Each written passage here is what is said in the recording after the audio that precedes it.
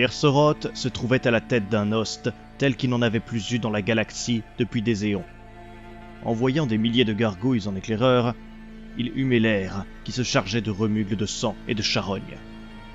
Il se souvenait quand il servait le fléau, il y a des milliers d'années. Banni de l'espace réel, il n'avait jamais cru pouvoir revenir ici. C'était pourtant le cas, les enfants de la 9e le ramenant dans ce qui avait été son foyer, il y a si longtemps. Il était temps de leur rendre l'appareil, en leur offrant les bénédictions de son Dieu. Il rejoindrait leur rang, où se trouverait anéanti. Dans un cas comme dans l'autre, le sang coulerait à foison, et il s'attirerait les faveurs de son maître. Avec tant de massacres à venir, nul doute qu'il gagnerait de l'importance dans le Panthéon. Il pourrait même prendre la place de Ka'Bandha et être au plus proche de son créateur. Prenant de la hauteur en quelques battements d'ailes, il observa de ses yeux noirs la foule qui avançait en ordre de bataille. Outre les masses de sanguinaires qui progressaient en chantant les louanges du dieu du sang, des meutes de milliers de chiens ruaient sur leurs flancs, escortant d'imposants équarrisseurs, avançant lourdement au rythme des juggernauts. Ces bêtes, faites de fer et d'airain, semblables aux rhinocéros d'antan. Leurs naseaux de bronze soufflaient des cendres et du soufre dans leurs besoins de destruction. De multiples canons à crâne, mélange de chair démoniaque, mêlés aux arcanes métalliques des forges démoniaques et des broyeurs d'âmes, beuglant leur effervescence meurtrière, en progressant sur d'imposantes pattes mues par des vérins hydrauliques hauts de sang, se tenaient légèrement en retrait. Ils se tenaient prêts à distribuer la mort sur quiconque se dresserait contre eux. Montant un peu plus dans le ciel, qui changeait déjà de couleur à cause du réveil prochain du fléau, il aperçut au loin les troupes sans fin de gargouilles, héros de la destruction qui donneraient un avant-goût du massacre sans fin qui s'annonçait. Le sang nourrirait la terre et leur maître à tous sortirait de la torpeur dans laquelle il était plongé depuis si longtemps. Car telle était la raison d'être de l'ost du crâne carmin. Il plongea en Razmoth et hurla sa rage et son besoin de sang. Son hurlement reprit en fanfare par les champions infernaux et leurs troupes. Poussés par leur besoin de se nourrir de l'hémoglobine, plusieurs centaines de juggernauts se détachèrent du corps principal pour s'enfoncer dans les terres au sud, menés par le meurtrier Rorratrat, l'un des favoris de leur dieu tutélaire. Ils chevauchaient un imposant trône de sang, réplique sinistre de l'estrade triomphale sur laquelle réside leur créateur. Avançant sur des roues d'airain au visage grimaçant, tirés par 3 chiens, 2 fois plus imposants que leurs congénères, il était l'une des incarnations les plus dangereuses de l'armée de Khêr-Soroth. Et il savait qu'il serait d'une grande aide pour faire couler des hectolitres de sang et empiler des montagnes de crânes. Ils avançaient rapidement, leur soif de destruction devant impérativement être étanchée dans les meilleurs délais. Ils finirent par se couper complètement de la masse. Leur servitude au Seigneur des Massacres les ramènerait tôt ou tard dans le giron de la horde qui parcourait les plaines. Khêr-Soroth jubilait. Cela faisait des siècles, si ce n'est des millénaires, qu'il ne s'était pas trouvé aussi à l'aise dans l'univers matériel. Et nul doute que cela présageait d'un nouvel âge de massacre à grande échelle, où les humains recommenceraient à tourner leur regard vers les étoiles, la peur au ventre de ce qui pourrait leur arriver. L'éveil du fléau ferait basculer la guerre divine, et leur maître prendrait l'ascendant sur les autres divinités de l'éther. Il poussa sa conscience plus loin, sentant le battement de cœur de chaque être humain présent ici. Autant de crânes qu'il récolterait, autant de membres qu'il arracherait et disperserait aux 4 vents. L'excitation s'empara de ses membres, qui tremblèrent de plaisir en prévention de ce qui allait se passer. Il beugla, et le son rauque de sa voix se répercuta en écho dans les rangs qui lui répondirent par la même impulsion de massacre qui brûlait dans leurs veines. Ils pressèrent le pas, de plus en plus de petits groupes se séparant pour trouver quelque chose ou quelqu'un à suriner, dans l'espoir d'être les premiers à faire couler le sang et attirer les faveurs impies sur eux.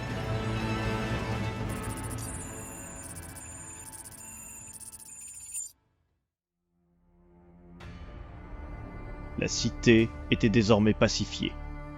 Outre les Loors et leurs esclaves humains, plusieurs incursions avaient eu lieu depuis l'ouverture du portail majeur via des failles présentes un peu partout dans la ville.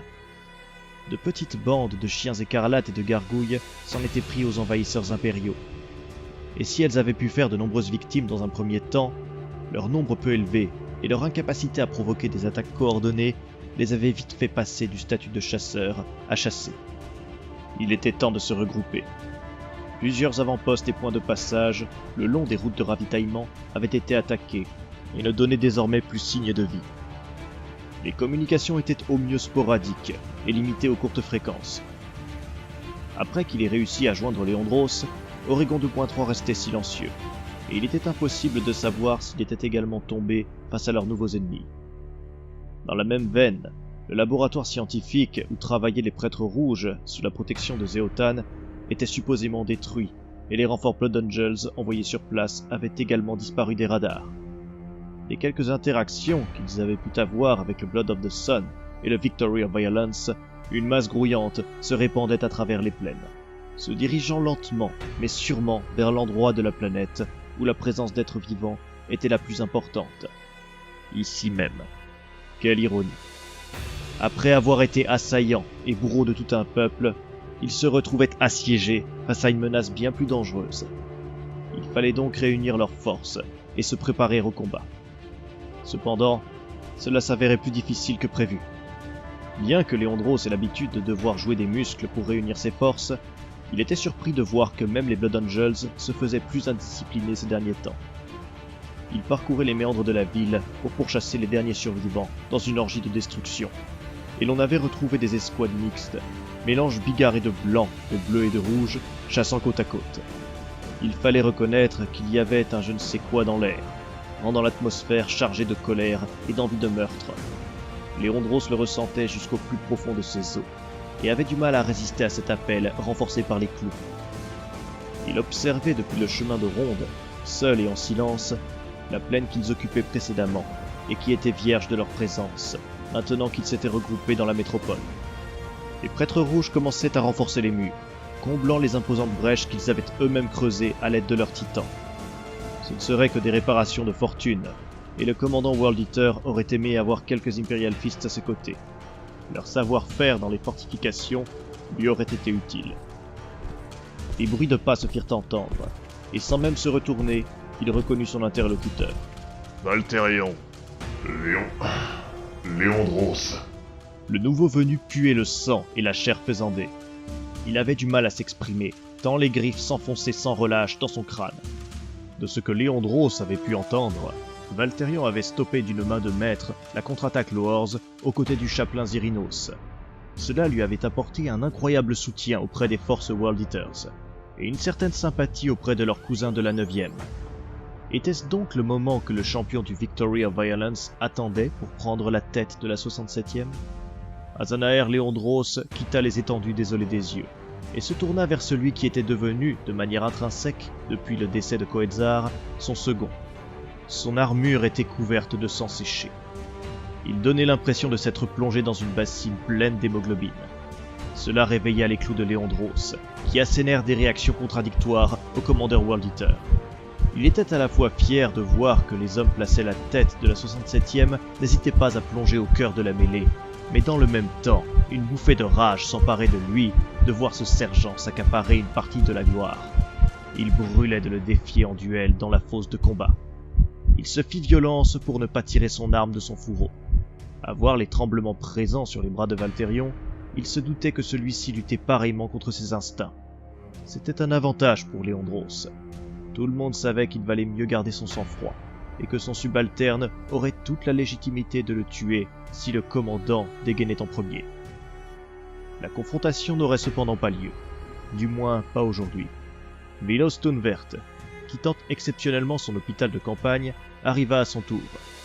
Bien moins présent sur les champs de bataille que ses confrères, son armure était presque éclatante comparée aux autres World Eaters. Il n'y avait que ça et là quelques éclaboussures écarlates, résultat des opérations réalisées pour sauver la vie des Astartes. Tout en rejoignant ses frères, il notait sur une holoplaque les différentes opérations effectuées ces derniers jours. À l'entête nue, on voyait son visage, victime de temps à autre de tics nerveux dus aux griffes. Il réussissait cependant à garder le contrôle de lui-même, n'hésitant pas à frapper violemment ses tempes de temps à autre pour assouvir la soif de douleur des clous. Sans lever les yeux de son travail, il grogna un salut aux personnes déjà présentes. Ce fut ensuite aux tout nouveaux membres de leur état-major de les rejoindre. Maslax avait eu une ascension exceptionnelle au sein de la 67e. Simple soldat au début du conflit, Bien que déjà dans le collimateur de ses supérieurs de par ses prouesses au sein des fosses, il avait gravi les échelons rapidement jusqu'à atteindre son rang actuel. Il le devait à sa survie miraculeuse lors du premier assaut du QG des Lowers, mais également au fait que son escouade s'était retrouvée, au gré du carnage, à défendre les portes de la grande tour pendant que Leondros et sa suite la nettoyaient. C'était ce coup de chance, ou de génie, mais il était trop tôt pour en avoir la certitude, qui avait poussé Azanaer Leondros à l'intégrer de manière provisoire dans sa suite. Il pourrait ainsi bénéficier du point de vue d'un homme de rang. Quand la compagnie en aurait fini ici, il serait temps de faire le bilan, de réorganiser leurs forces et de recréer un véritable état-major. À ce moment, Leondros offrirait sûrement de nouvelles perspectives à Baslax, mais en attendant, il avait décidé de le prendre sous son aile et de lui offrir la possibilité de participer à leur réunion. Le dernier qui arriva fut Osekron 8.1, second d'Oregon 2.3, depuis que ce dernier avait complètement disparu des radars. Il avait été élu fabricateur par intérim par ses pairs, le temps que le sort de leur meneur soit connu. Cependant, son laboratoire se trouvant dans la zone contestée, ce n'était qu'une question de temps pour la majorité des prêtres rouges de Sarum avant que cette position devienne officielle. L'homme du Mechanicum ne cessait d'émettre de petits cliquetis en binaire. Son corps fraîchement modifié s'adaptait aux nouvelles interfaces dues à sa nouvelle position, greffée à son lobe frontal, pour pouvoir gérer l'important flot d'informations qui lui arrivait continuellement. Ses mécadendrites greffés dans son dos avaient eux aussi été améliorés. Plus volumineux, ils accueillaient plein de petites modifications dont Leondros ignorait le rôle. Tout dans sa silhouette avait changé, plus imposante, comme si de ses améliorations et de sa carrure dépendait son statut au sein du Mechanicum. Il était accompagné du meneur des forces Kitari sur le terrain, le maréchal Mu Alpha, car contrairement à son prédécesseur, Oregon 2.3, qui emmagasinait toutes les informations dans sa mémoire tampon avant de la répartir avec parcimonie parmi ses pairs, Dosekron 8.1 préférait avoir le responsable de terrain avec lui pour profiter, si besoin était, de son expertise. Arriva enfin la délégation des Blood Angels. Menée par le chapelain Zirinos Leondus, elle comptait également le Techmarine von Gael. Charo, grièvement blessé, et Mosario ayant disparu, c'était au chapelain de mener les forces de la 9e. Son casque accroché à sa ceinture, on pouvait voir son visage fermé, gardant à l'esprit le destin de Blood Angels sous ses ordres. Les deux nouveaux venus saluèrent leurs interlocuteurs au moment où deux adeptes du Mechanicum finissaient d'installer des projecteurs holographiques qui permirent à Oleros et au capitaine Monfleur de participer à cette réunion d'état-major. Alors qu'ils réglaient les derniers ajustements, prononçant les litanies de démarrage, Leondros se tourna vers Zirinos. « Comment se porte Charo ?» Les apothicaires ont réussi à le stabiliser pour le moment. Hélas, avec la perte d'un de ses yeux et de ses deux jambes, il ne pourra pas être apte au combat avant un moment. Jusqu'à ce qu'il puisse à nouveau prendre les rênes de notre compagnie, et en l'absence de Mosario, ce sera donc à Oleros qu'il faudra s'en remettre pour le commandement. Leondros acquiesça au moment où les silhouettes bleutées des responsables des barges de bataille en orbite apparaissaient au-dessus des appareils. Il pouvait donc commencer. Le premier point abordé fut celui de l'effroyable horde qui s'approchait de leur position. Selon les relevés des deux vaisseaux, les forces ennemies se comptaient en centaines de milliers, et ce nombre ne cessait de grimper. Tant que le portail restait ouvert, il en viendrait toujours plus. Les premières vagues de gargouilles avaient essayé de s'envoler jusqu'au navire, et, bien qu'elles aient littéralement explosé en sortant de l'atmosphère, elles semblaient au fil des essais se renforcer, et les radars montraient très clairement qu'elles réussissaient à se rapprocher de plus en plus. Ce n'était qu'une question de temps avant qu'elles n'arrivent à les atteindre. Ils pourraient cependant apporter une aide aux troupes au sol, même si cela les rapprochait de l'instant fatidique où les créatures volantes les aborderaient. C'était une possibilité à envisager avec le Victory of Violence, toujours en état de se battre. Pour le Blood of the Sun, même si les réparations avançaient, il était encore trop faible pour pouvoir supporter un abordage. La barge de bataille serait donc gardée en retrait, prête à évacuer la planète pendant que son homologue frapperait les bêtes du Warp en plein cœur. C'était un plan qui marcherait s'il devait partir. Or, pour le moment, il était plus question de résister aussi longtemps que possible pour affaiblir la Horde et empêcher le fléau de se réveiller. Pour ce faire, ils devaient faire un rapide bilan de leurs forces actuelles. La guerre contre les Lowers avait eu un coup, mais ils pouvaient encore compter sur environ 78% de leurs forces, bien que ce nombre diminue constamment avec la perte de leurs différentes bases fortifiées qui tombaient face à leur ennemi. Pour pallier à ça et arrêter leurs adversaires, Léandros avait ordonné à plusieurs Stormbirds de partir rallier les 10 avant-postes pour rapatrier le plus de matériel et d'hommes possible ici, où ils lutteraient corps et âme contre la vague monstrueuse. Une question restait cependant sans réponse. Comment empêcher le réveil du fléau? Car telle était la finalité de leur résistance ici. Chaque mort, dans un camp comme dans l'autre, approchait le moment où cette créature reviendrait dans l'espace physique. Nul doute que la Horde sans fin n'hésiterait pas à pousser les membres la composant à s'entretuer pour cela, purgeant par là même les plus faibles et renforçant les plus forts. Cela reviendrait à renforcer leurs ennemis pour les affronter plus tard, au moment où ils seraient bien plus forts. Dosecron 8.1 cherchait dans les archives des Loors comment ils avaient réussi à le sceller la première fois, mais était tombé sur tout un pan totalement purgé récemment. Pour lui, il était clair que c'était dans cette partie que se trouvaient les informations nécessaires pour répondre à leurs questions. Léandros maudit Kunstlich Abominatio de leur avoir retiré ce savoir, obtenant une vengeance par procuration par l'intermédiaire de ceux qu'il gardait jusqu'à maintenant. Mais le fabricateur par intérim lui apprit que les données ne pouvaient pas correspondre. Selon les relevés qu'avaient fait ses équipes, la suppression des dossiers datait d'après la mort de l'IA, et les quelques survivants Loors étaient, à ce moment, trop peu nombreux et désorganisés pour avoir pu le faire. Il en allait de même pour la technologie affichée par la Horde. Elle n'était pas assez développée pour pouvoir faire cela. Le World Eater grogna de colère. Quelqu'un jouait donc contre eux, et le seul capable de faire ça avait étrangement disparu depuis quelque temps. Dans ce cas, une seule question méritait d'être posée. Où se trouvait ce traître d'Oregon 2.3 ?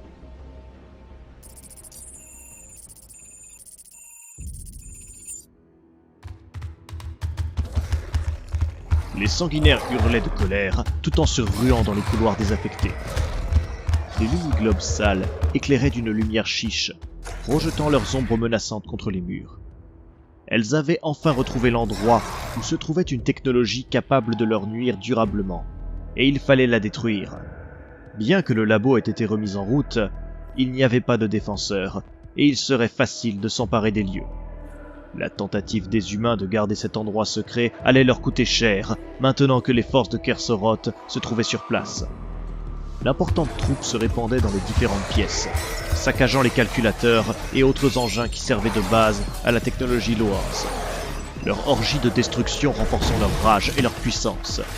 Cependant, se passer les nerfs sur ces machines était une chose, mais ces démons souhaitaient se frotter à quelque chose ayant un minimum de répondants. Récolter des crânes et faire couler le sang. Toute une partie du complexe avait été fouillée, et ne restait plus qu'une imposante salle des machines, présente dans l'aile ouest, une partie souterraine de l'officine. Elles s'enfoncèrent donc dans un couloir légèrement en pente descendante, gagnant de la vitesse à chaque pas alors que leurs longues langues fouettaient l'air dans une impatience de meurtre. Ce furent des dizaines de congénères qui se précipitèrent vers l'ultime lieu de vie, là où palpitaient des âmes qui n'attendaient que d'être moissonnées. C'est à ce moment que leur proie se présenta face à eux, à l'autre bout du couloir. Les sanguinaires grognèrent de joie en la voyant se montrer à eux, acceptant d'offrir sa tête à leur dieu.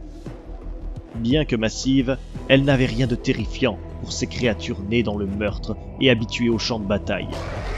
Elles lui foncèrent dessus. Ce qui avait été Quetzar observa à travers sa visière fusionnée avec son crâne ces bêtes armées de haches et d'épées à deux mains immenses. Il tendit les bras vers elles et ses doigts s'ouvrirent, se transformant en puissantes armes à feu. L'acquisition de cibles se fit rapidement, et sans une once de doute ou de satisfaction, il ouvrit le feu. Le déluge pulvérisa les corps, déchiqueta les chairs et projeta sang, os et viscères dans l'endroit exigu. Les détonations résonnèrent dans le lieu clos, le rendant vite assourdissant. Tirant sans discontinuité, l'ancien cataphracti avança, repoussant toujours plus loin la meute qui se jetait sur lui. Mais malgré le déluge, elle continuait à avancer, se rapprochant toujours plus. Son bras droit se mit à perdre du liquide, qui s'enflamma en touchant le sol alors que son armure mutait à nouveau pour prendre la forme d'un lance-flamme. La langue de feu incinéra les derniers survivants dans un autodafé monstrueux. Quand la fumée se dissipa, laissant derrière elle une odeur nauséabonde de chair brûlée de promethéum, ce qui était Quetzar observa son œuvre. Rien n'avait été épargné, mais certains sanguinaires n'étaient pas trop déchiquetés. Il s'empara alors du corps le moins abîmé et retourna vers le laboratoire. Passant entre deux machines arachnoïdes sur lesquelles des visages humains avaient été greffés, il y retrouva Oregon 2.3, qui travaillait sur un autre modèle de machine. La technologie Loars et celle du Mechanicum se mariaient tellement bien qu'il réussissait à fusionner chair et rouage dans de nouvelles formes de vie que quiconque n'ayant pas son haut niveau de conscience aurait qualifié d'hérétique. Une idiotie lancée par des ignorants et des fous. Seul lui pouvait apporter une connaissance assez grande pour transcender le genre humain. Quetzar se rendit jusqu'à une table d'opération et déposa le corps sans vie. Le fabricateur quitta son travail et sautilla jusqu'à son nouveau cobaye. Quelle merveille allait-il bien pouvoir créer avec ce genre de créature? Il était sûr que s'il réussissait à apprivoiser la chair de ces bêtes du Warp, il pourrait faire une machinerie assez puissante pour asservir le fléau. Il pourrait ainsi manipuler une arme qui pourrait profiter à toute l'humanité dans sa quête de se rapprocher de la toute-puissance de l'Omni-Messie.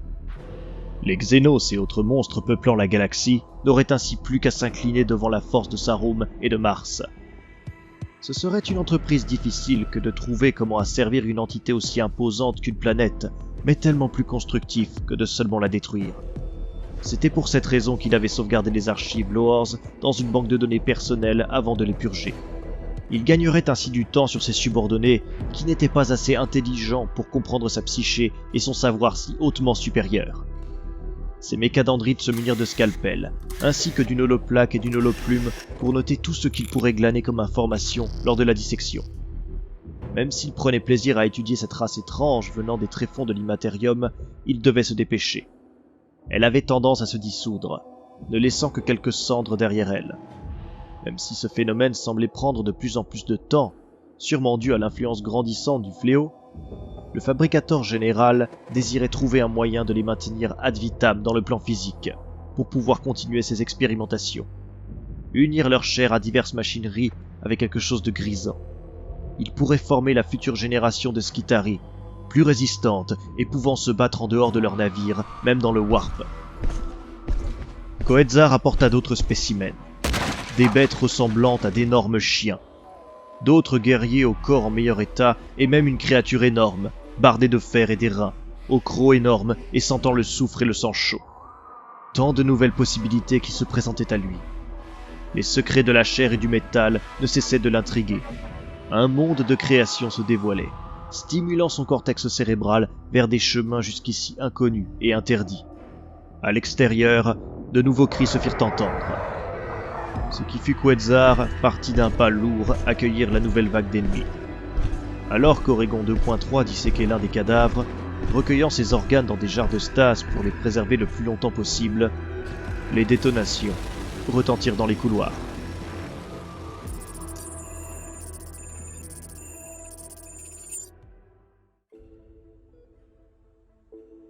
L'apothécarion de campagne sentait l'antiseptique et les produits de nettoyage industriel qu'utilisaient les apothicaires des légions pour garder les lieux et les blessures propres. Malgré ces odeurs qui prenaient à la gorge dès que l'on entrait dans les lieux, on ne pouvait pas ignorer les remugles de mort qui restaient tapis au fond de chaque inspiration. Charo Valérian se trouvait sur un des lits dans la section destinée aux blessés graves. Malgré ses jambes amputées et la quantité impressionnante de sang perdu, il avait pu être stabilisé en partie grâce à sa membrane cataleptique, qu'il avait plongé dans le coma le temps que les apothicaires puissent s'occuper de ses blessures. Il avait été ramené de ce dernier par des produits chimiques créés spécialement dans ce but qui lui étaient injectés par intraveineuse. Ainsi, son corps nu se retrouvait bardé de divers tubes et machines qui lui permettaient de reprendre des forces. La première preuve du réveil du commandeur Bodangel fut son œil cybernétique qui prit une teinte verdâtre. Charo grogna en sentant la chair de ses cuisses le tirer à l'endroit où elle avait été fusionnée avec les implants mécaniques. Il essaya de se redresser, mais il était trop faible pour cela. Reste tranquille, mon frère. Azanaer Leondros se tenait à ses côtés.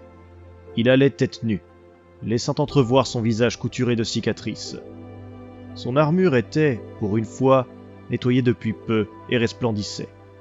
Peu d'émotions étaient encore capables d'atteindre le World Eater depuis l'implantation des griffes du boucher.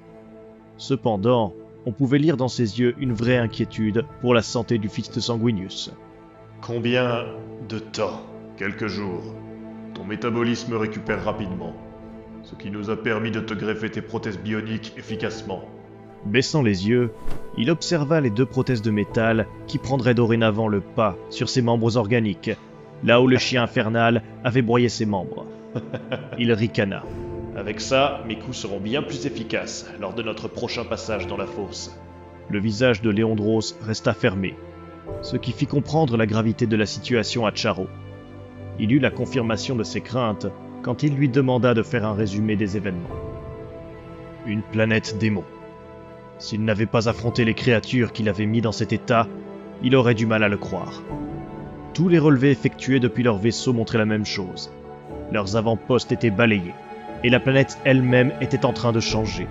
Les plaines arides de sable et de roches se transformaient sous l'influence des armées du Warp qui la foulaient. On parlait désormais de marais faits de sang et d'airain. Certaines zones mutaient en chair constamment à vif, dont s'élevaient des torrents de sang s'élevant vers le ciel. Il en allait de même pour les créatures qu'ils affrontaient. Alors que leur corps se dissipait rapidement quand on les tuait, cette dégénérescence se faisait de plus en plus longue au fur et à mesure du temps qui passait. Charo enregistra les différentes informations et, une fois mis au courant de tout, observa les tuyaux et intraveineuses qui parsemaient son corps.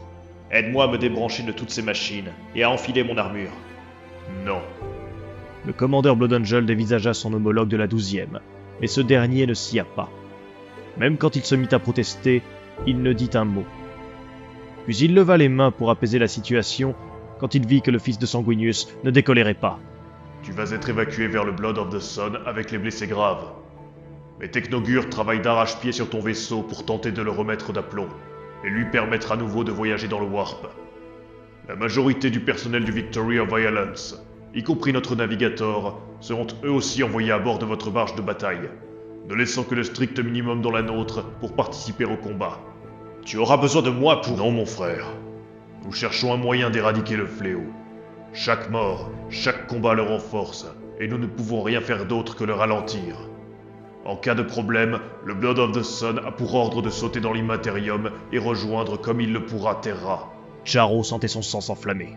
Une rage telle, celle qu'il avait consumée lors de son combat souterrain, montait en lui, et il était à 2 doigts d'arracher tous les tubes auxquels il était relié. Au nom de quelle autorité? La mienne! Rugit Léandros. Je suis le plus haut gradé ici, et mes ordres font loi. Oleros est d'accord avec ce plan, tout comme Zirinos. Si nous ne trouvons pas comment empêcher le réveil du monstre sur lequel nous marchons, nous trouverons des moyens radicaux pour le mettre hors d'état de nuire, pendant que les Blood Angels quitteront le champ de bataille. Pourquoi refuses-tu que nous restions à vos côtés en cas de défaite? Car comme tu me l'as dit quand nous nous sommes retrouvés, tu as une vengeance à mener à bien contre Horus. Et que devient la 67e dans ton plan infaillible? La colère ne descendait pas, et il espérait coincer son ami avec cette question. Or, le World Eater resta de marbre. Seul les tics de sa paupière, tressautant sous les actions des griffes, changeait les traits de son visage.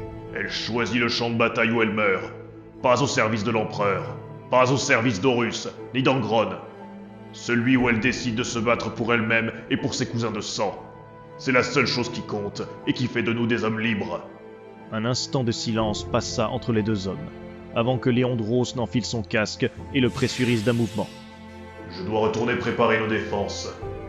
Nous ne nous reverrons sûrement pas, mon frère. Puisses-tu avoir la vengeance que tu souhaites. Il le salua d'un signe de tête et s'en alla. Charo l'interpella. Léandros lui jeta un regard par-dessus son épaule. Tu as intérêt à trouver un moyen de vaincre ce fléau, ou, le cas échéant, tâche de trouver une mort digne du guerrier que tu es. Je ferai au mieux. Et merci de m'avoir rappelé que la fraternité entre les légions n'est pas morte, avec la trahison du maître de guerre. Azanaer resta silencieux, son casque empêchant toute interprétation de ce qu'il pensait des mots de son ami. Puis il hocha la tête pour accepter le compliment, et sortit de l'apothécarion.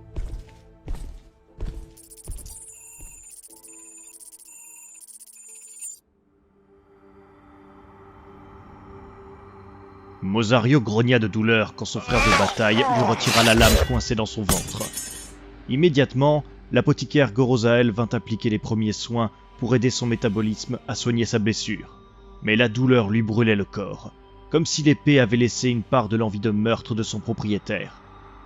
L'écuyer de Charo avait été gravement blessé lors de l'évacuation de ses forces par Balronas des grottes du portail.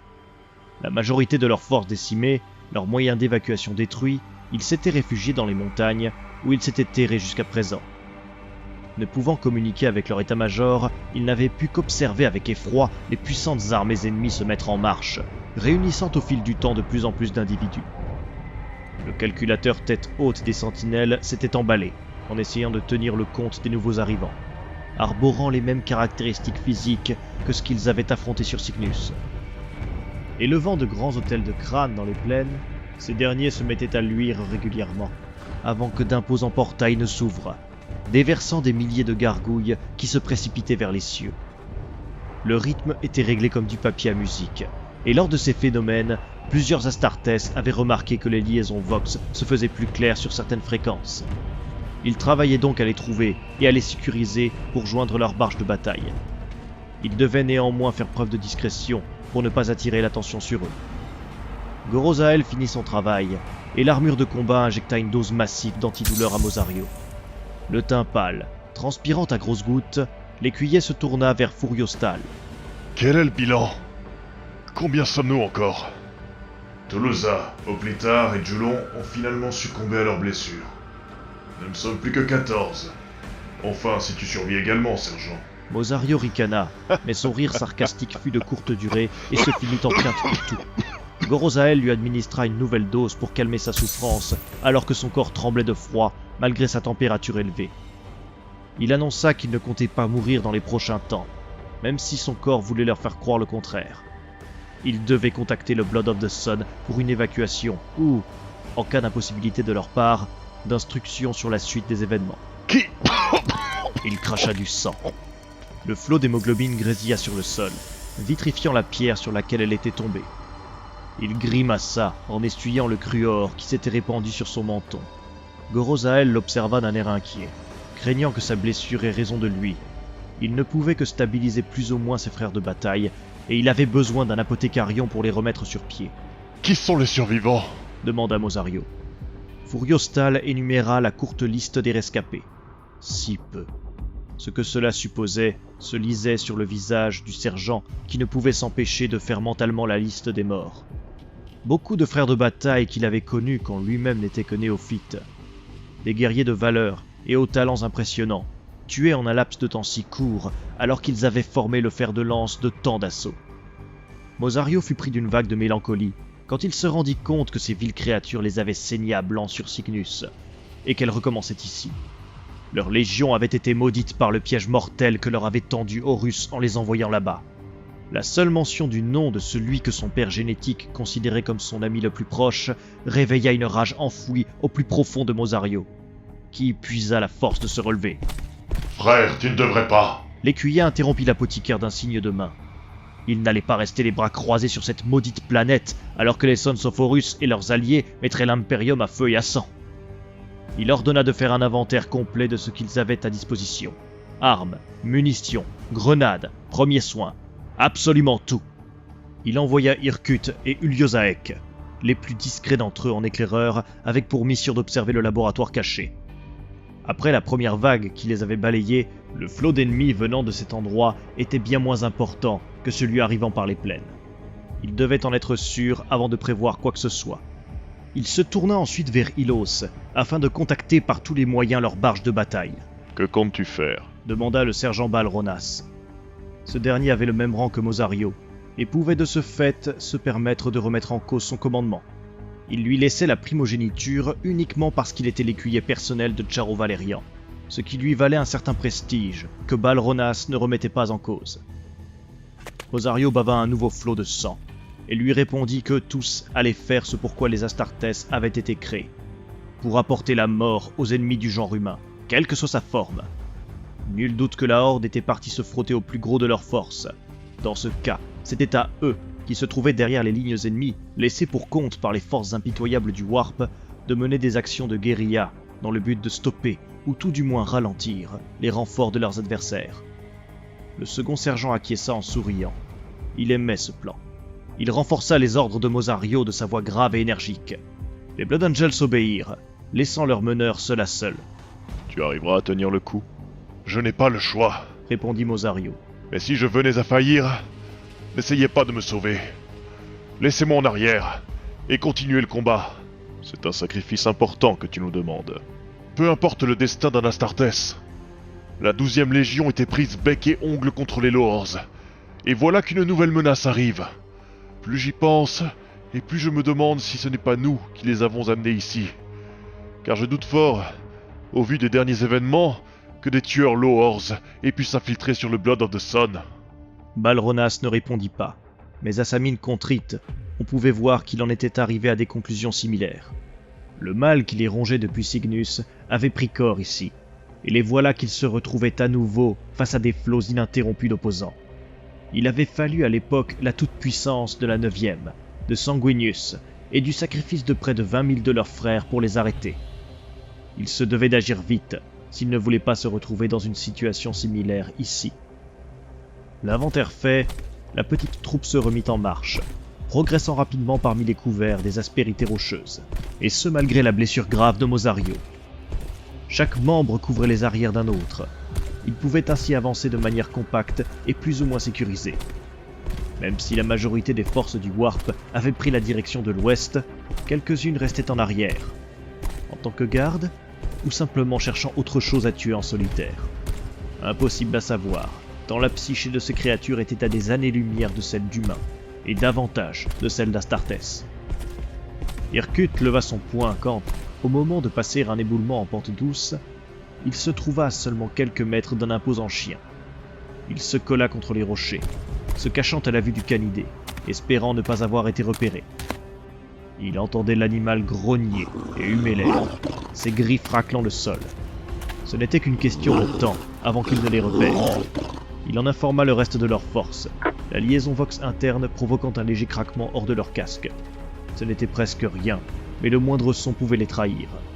Cependant, la créature faisait trop de bruit avec ses pattes et ses jappements pour que son ouïe puisse identifier l'origine de ce bruit ténu.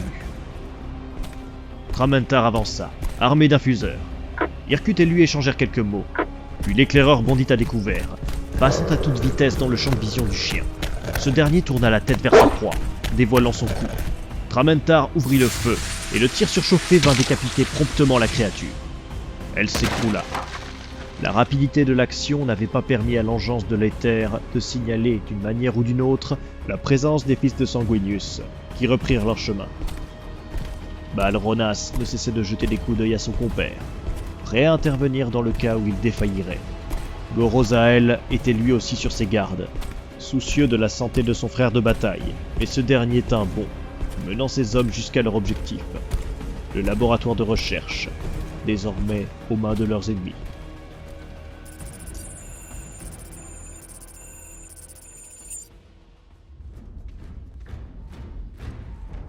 L'effroyable horde piaillait d'impatience, tant son désir de se jeter sur les défenses était grande.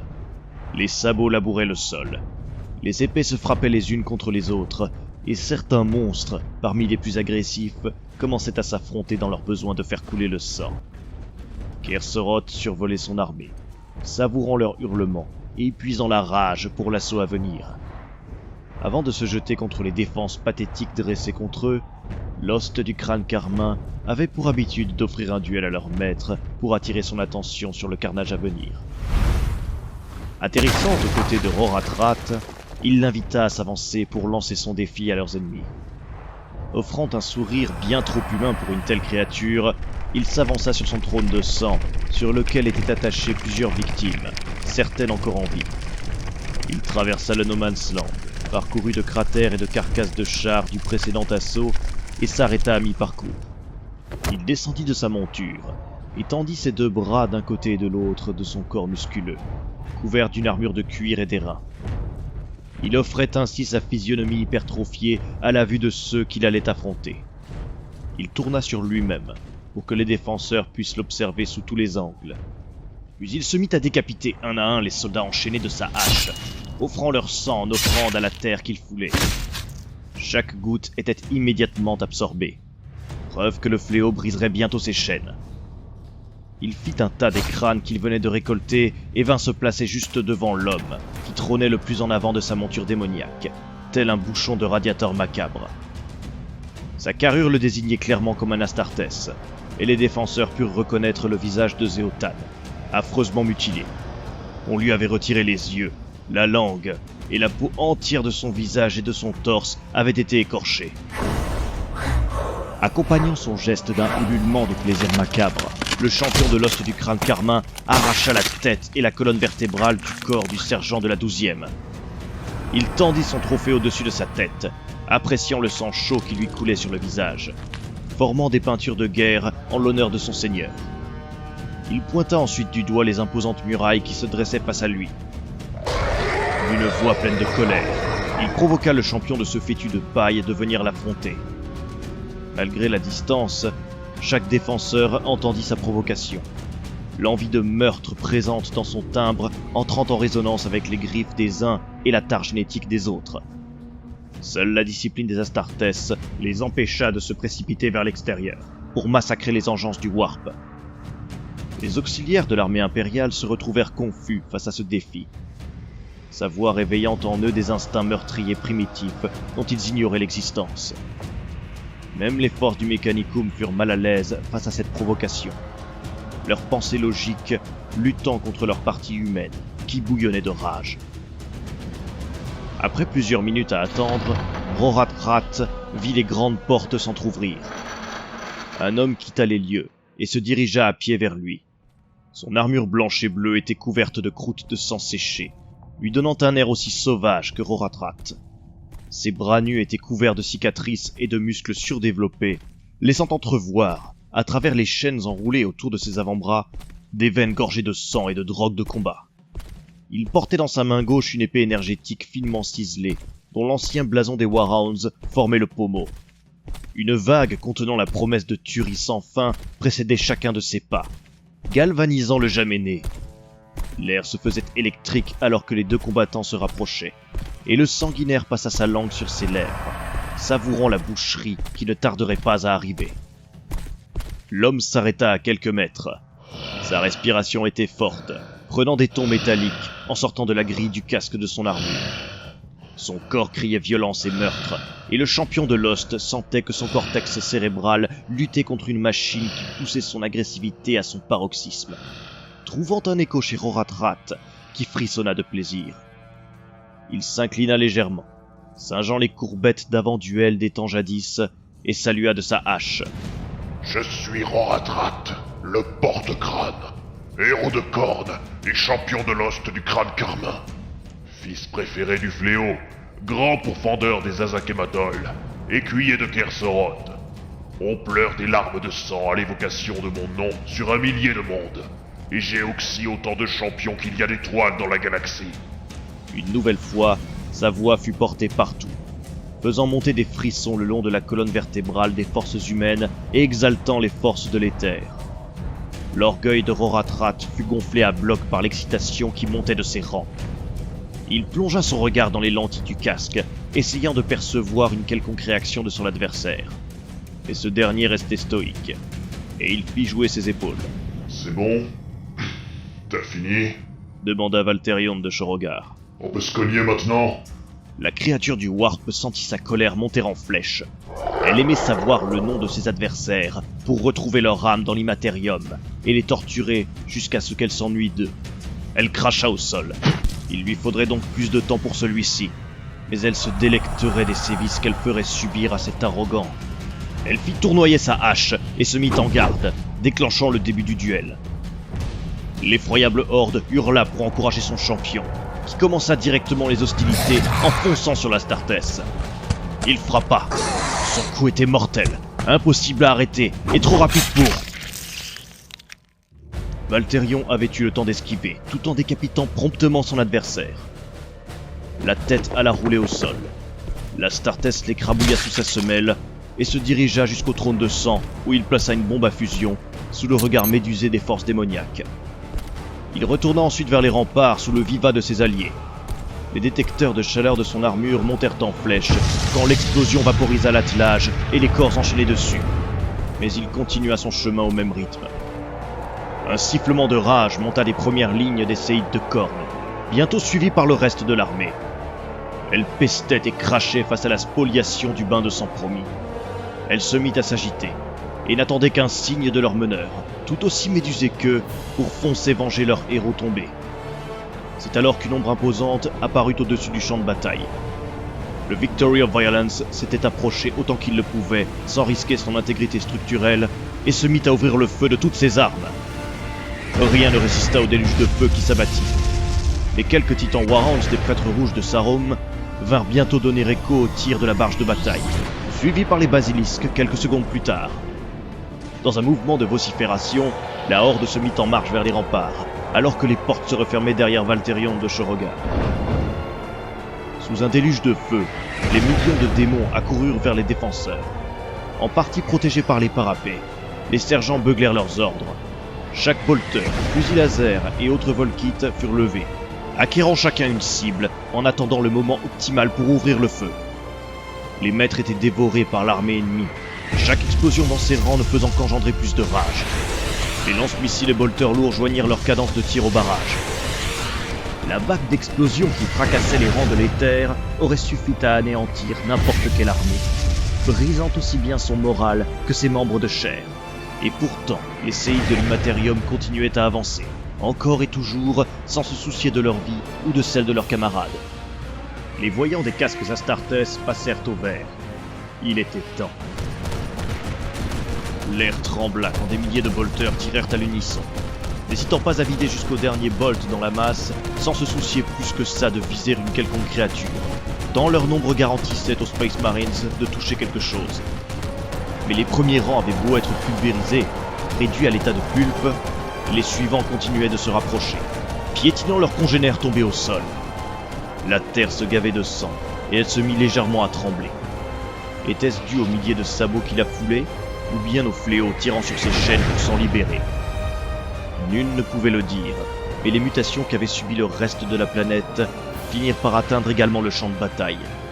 On put voir ici et là des cornes d'os apparaître, alors que le sol se recouvrait de fer rouillé, là où l'hémoglobine démoniaque l'avait gavé de sang. Les canons à crâne et broyeurs d'âme entrèrent bientôt en jeu. Un feu démoniaque déferla sur les murailles, rongeant aussi bien le ferro-béton, la céramite et la chair.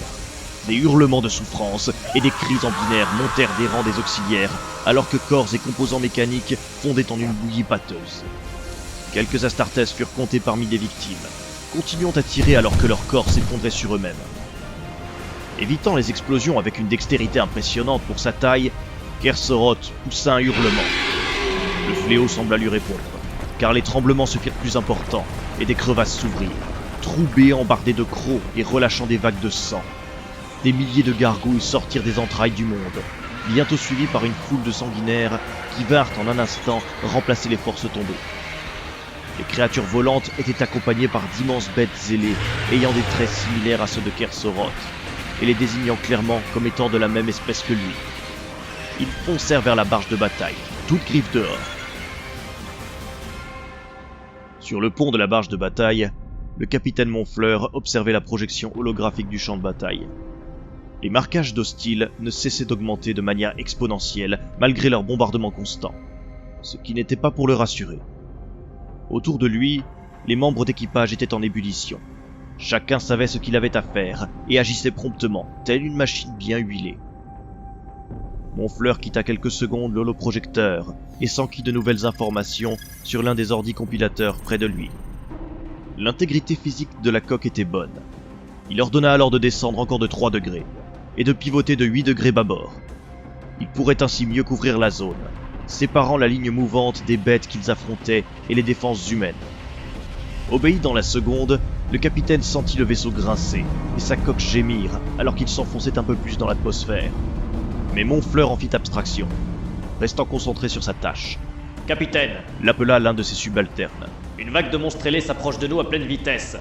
Ils sont cette fois accompagnés par des monstres de danger carmin. » Continuez à prendre la horde pour cible avec les armes principales. Que les défenses de proximité visent en premier lieu les meneurs des nuisibles volants. Que toutes les forces de défense se préparent au combat. Les alarmes se mirent à hurler sur les différents ponts, alors que la voix du maître des matelots transmettait les ordres reçus. Le capitaine délaissa la projection et observa à travers la baie la meute de gargouilles qui s'approchait. Son navire avait déjà été la cible de ces dernières, mais la sortie de l'atmosphère les avait toujours fait exploser. Là, il pouvait les observer de ses propres yeux. Elles étaient faites de griffes et de crocs, de muscles et d'acier. Tels les cauchemars d'antan, elles se précipitaient vers eux à toute vitesse, et ne tarderaient pas, malgré les nombreux tirs qui en vaporisaient des groupes entiers, à se répandre sur la coque. Il vérifia que le pistolet laser accroché à sa ceinture était bien à portée de main, et recommença à donner ses ordres.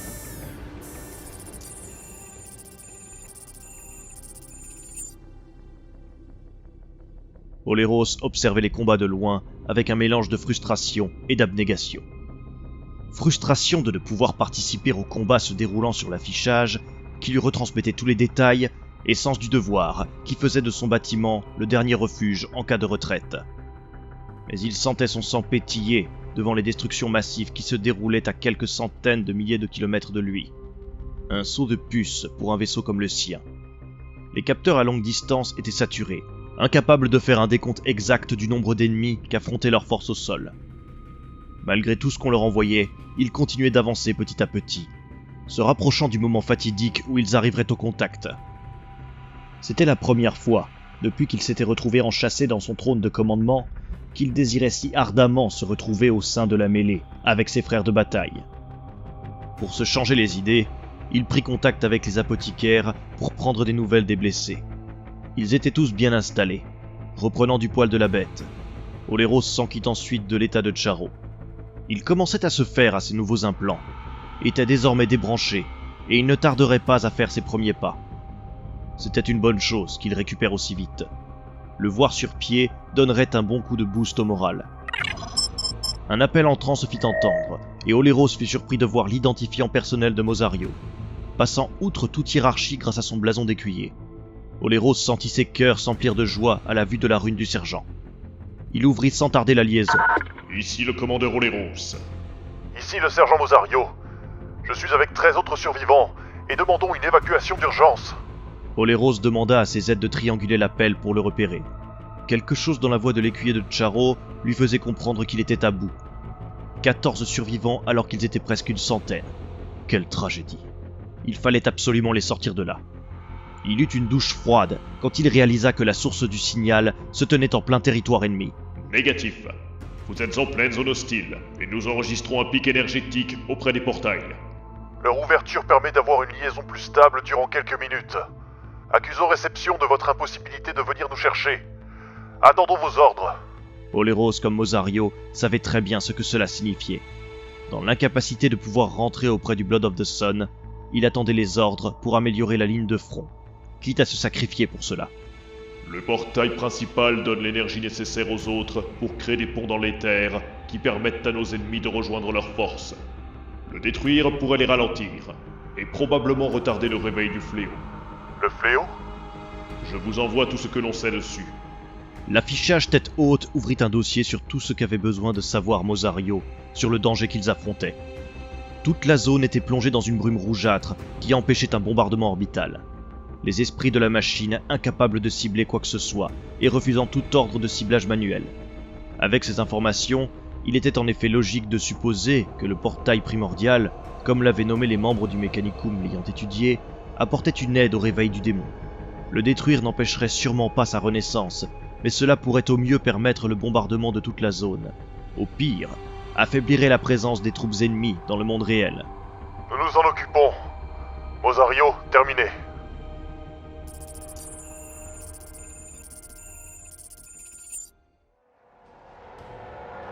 Les démons se rapprochaient de plus en plus, malgré les pertes effroyables qu'ils subissaient. Tirant de l'éther des grappins et autres échelles, ils se mirent à grimper, perdant toujours plus de membres dans l'ascension. Cependant, ils réussissaient encore et encore à avancer. La dissolution des cadavres se faisant toujours plus lentement, alors que leur présence s'affirmait davantage dans le monde réel. Certains spécimens se servirent des corps pour se rapprocher des murailles, d'où les forces impériales les saignaient à blanc. La masse de cadavres fut bientôt suffisante pour qu'un sanguinaire bondisse et, d'un geste ample, décapite 3 fusiliers d'Ulysse. Il prit pied sur le chemin de ronde, et le déluge de tirs le pulvérisa. Cependant, ce temps perdu suffit à ce qu'un second puisse se hisser parmi les défenseurs. Baslax évita un coup, et balança un coup de pied qui jeta à bas son ennemi. Les 2 autres prirent rapidement sa place, et le War Looter dut reculer pour éviter leur coup. Les griffes lui charcutaient le cerveau, et son vox ne cessait de répandre les grognements et grondements de son escouade. Il n'y avait plus aucun ordre dans la ligne de bataille. Tout n'était qu'une mêlée sanglante. Il frappa de droite et de gauche, son épée tronçonneuse déchirant les chairs. La joie de la guerre lui brûlait les veines. Son champ de vision n'était plus qu'un affrontement sans fin face à une horde tout aussi nombreuse. Tout à son massacre, il ne se rendit pas compte qu'autour de lui, la présence de ses alliés était moins nombreuse à chaque minute qui passait. Il n'en avait cure. Tant que le sang coulait, tant que le massacre continuait, tant que les clous étaient satisfaits. Une épée traversa sa défense, et il sentit la morsure de la lame pénétrer l'armure de céramite, et lui briser la clavicule de l'épaule. Son bras, inutilisable, s'affaissa. Mais loin de se laisser distraire par ça, il fracassa le crâne du démon d'un coup de son bras artificiel. Il s'empara de l'arme de son adversaire et sentit une nouvelle force imprégner ses membres. Il inspira à fond et fut grisé par l'odeur du sang qui venait lui chatouiller les narines. Entre ses doigts, l'épée sembla se modifier, devenant bien plus qu'une simple arme et se transformant en véritable extension de sa physionomie. D'un simple revers, l'arme éventra 4 adversaires. Cela eut pour effet immédiat de neutraliser les clous. Pour la première fois depuis des années, Baslax eut l'esprit clair, sans aucune douleur qui lui embrumait le cerveau et le poussait toujours plus en avant dans des tueries de masse. Ce fut comme s'il redécouvrait son corps, son environnement. Il ferma les yeux un instant et prit une grande inspiration. Il savoura l'odeur de la bataille, puis observa ses ennemis qui prenaient à nouveau pied sur les remparts. Il se mit en garde et se jeta sur eux, riant à gorge déployée tout en les massacrant de grands moulinets de sa nouvelle arme. Hélas, si la ligne tenait là où se trouvaient les Blood Angels et les World Eaters, il n'en allait pas de même sur le reste du front. Les fusiliers d'Ulysse, malgré tout le courage dont ils pouvaient faire preuve, n'étaient pas de taille. Les baïonnettes avaient le plus grand mal à percer le cuir des démons, alors que ces derniers se faisaient un plaisir de déchirer la chair tendre des humains. De même, les Skitarii avaient l'arsenal pour les tenir à distance, mais se faisaient massacrer dès le corps à corps engagé. Dosecron 8.1 calculait depuis sa position les chances d'effondrement total de la ligne humaine. Ce nombre ne cessait d'augmenter. 30, 40, 50%, et cela ne semblait pas vouloir diminuer au fur et à mesure que le nombre de créatures de l'éther se faisait plus nombreux sur les remparts. Il serait bientôt temps d'agir, mais chaque minute comptait. Puis quand le nombre atteignit 85%, il ouvrit une liaison Vox. Chapelain Zérinos, il est temps. Maréchal Skitarii Mu Alpha, ordonnez la retraite. Il reçut un flot d'informations binaires, alors que le meneur de l'armée accusait réception de son ordre. Sur les remparts, il ordonna la réunion de ses forces décimées, alors que le hurlement des réacteurs dorsaux se faisait entendre. Le chapelain Zérinos, secondé par le sergent Belrinius, mena 200 Astartes droit dans la mêlée. Ils percutèrent les forces ennemies avec perte et fracas. Le Crosus de Zérinos, anathème des engences de l'Immaterium, frappa de droite et de gauche, arrachant des bras et fracassant des torses et des crânes. Autour de lui, les épées tronçonneuses ronronnaient leur chant de mort, accompagnés par l'aboiement des pistolets bolteurs éclatant les chairs. Face aux nuées de cauchemars qui se répandaient partout, les Blood Angels tombaient des cieux, tels les anges de la mort de jadis. Leur arrivée permit un retrait des forces du Mechanicum et humaines en bon ordre. Ils se replièrent au niveau de la seconde ligne, préparée en amont. Sacs de sable, nids de bolteurs lourds, barbelés, tout était là pour une résistance acharnée. Le maréchal Mu Alpha informa son supérieur et le chapelain Blood Angel dès que toutes les forces furent à leur nouveau poste. Zérinos éclata un visage d'un coup de tête bien placé et pulvérisa un corps de son bolter-fuseur avant d'ordonner le départ. Les marines d'assaut reprirent les airs, laissant le pan de rempart totalement aux mains de l'ennemi qui se sentit galvanisé par ce repli précipité. Davantage des leurs arrivaient, alors qu'ils jubilaient de la brèche qu'ils venaient d'effectuer. Ils criaient leur soif de sang au ciel. Pour eux, ce n'était désormais plus qu'une question de temps avant que tout ne s'écroule. Ce n'est qu'au moment où ils voulurent se disperser dans les rues pour pourchasser les fuyards qu'ils comprirent le piège dans lequel ils étaient tombés. Ils se retrouvèrent face à des lignes de canons et de tanks, soutenus par des milliers de fantassins, le tout bien retranché. L'artillerie lourde ouvrit le feu. La portion de muraille aux mains de l'ennemi fut vaporisée, les gravats projetés dans la horde qui attendait derrière. Ce fut un raz-de-marée de feu et de fer qui s'abattit. Les pertes démoniaques se comptant en milliers en l'espace de quelques minutes. Cependant, ces pertes ne faisaient qu'alimenter le renouveau du fléau. Du sang se mit à couler des murs des bâtisses à l'intérieur de la cité, et le sol lui-même se mit à avoir une texture proche de celui de la chair. Malgré ces changements, la présence d'Astartés dans les rangs des humains maintenait leur morale élevé. Après la première salve, les démons se mirent à foncer sur les humains en rang serré, menés par des héros plus imposants et massifs que leurs congénères, figures de cauchemar dans un flot de tourments. À leur côté venaient leurs imposants chiens, tandis que les canons à crâne et les broyeurs d'âmes se mettaient en place pour faire pleuvoir la mort.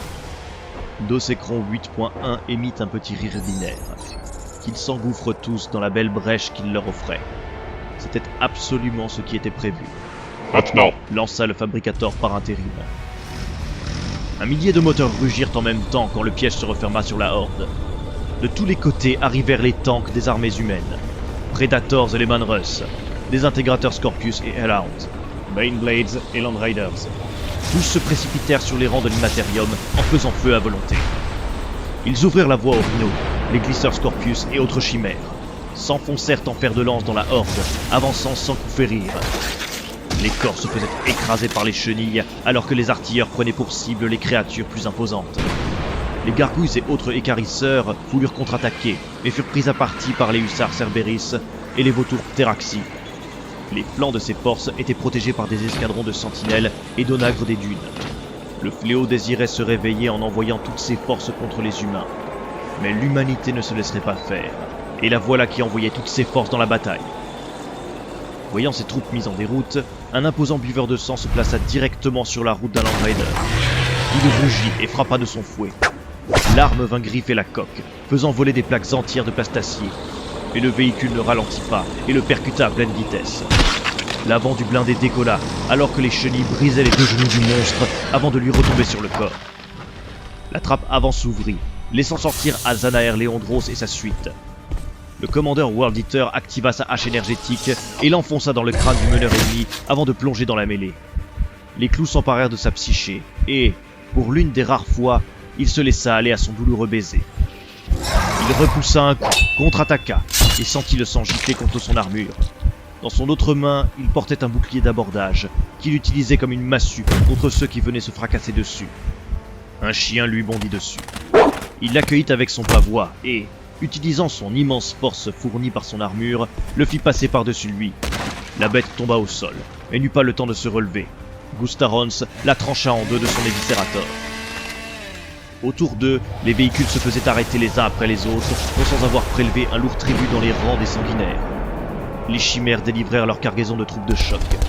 Mieux armées et protégées que les forces standards, elles bénéficiaient d'armures carapaces et de fusils radiants laser capables de faire pleuvoir la mort chez leurs ennemis.